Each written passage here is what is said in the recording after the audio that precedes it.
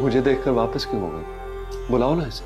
वकास भाई, आप जानते हैं नवाब साहब को ये बात बिल्कुल पसंद नहीं है और ज़ेब उन्हीं की डर की वजह से आपके सामने नहीं आती। तो नवाब साहब को बताएगा कौन?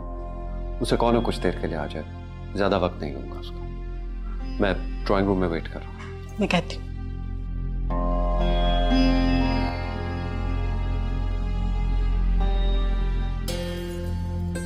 ज़ेब भाभी, भाई आपसे मिलना चाहते हैं, आपका इंतजार कर रहे हैं।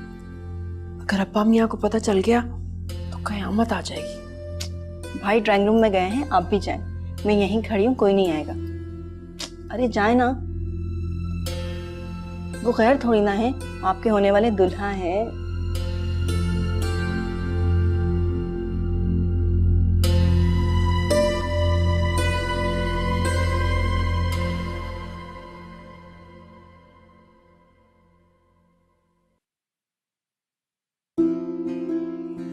हाथ तो छोड़ देना मेरा। ये हाथ छोड़ने के लिए थोड़ी थामा है। अल्लाह छोड़ देना हाथ मेरा, कोई आ जाएगा। तो आ जाए, मुझे किसी का डर नहीं। सब जानते हैं कि हम दोनों एक दूसरे से मंसूब हैं। बहुत प्यारी लग रही, नजर हटने से इनकारी है। मैं तुम्हारी तरफ जाता हूं तो तुम सामने ही नहीं आती, तो बहुत मायूस लौटता हूं।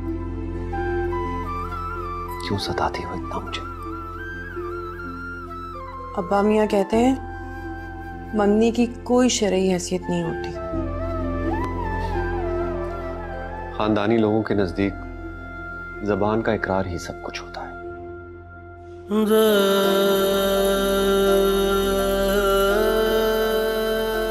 और मैंने तुम्हें अपनाने का इकरार किया है।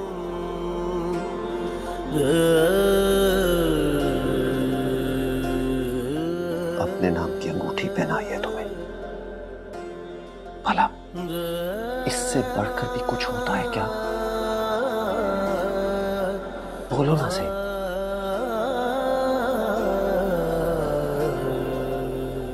हम दोनों एक दूसरे के लिए बने हैं। तुम मेरी और मैं तुम्हारा।